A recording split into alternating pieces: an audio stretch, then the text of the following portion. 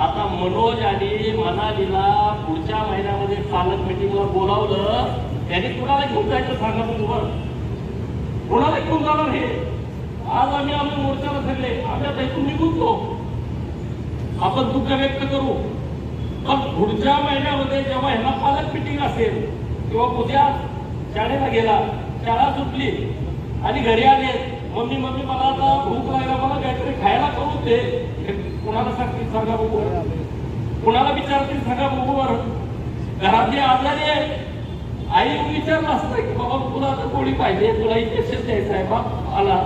विचारलं असतं, केला. आता हे कळत जातील याची चूक काय आहे, त्या महाराष्ट्रातल्या सगळ्या लोकांनी सांगावं की ज्यांना वाटतंय आम्ही हिंदू मुसलमान करतोय,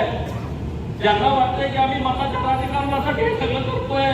त्या सगळ्या महाराष्ट्रातल्या त्या विचारवंतांना माझा प्रश्न आहे, या दोघांची काय चूक आहे, त्यांच्या आईची आणि वडिलांची काय चूक होती, आणि त्यांना कशासाठी मारलं, कुठल्या कारणासाठी मारलं, त्यांनी या सगळ्या महाराष्ट्राला सांगावं, बोलावं या विषयावरती. अरे एक प्रकरण नाही, असे अनेक प्रकरण आहेत.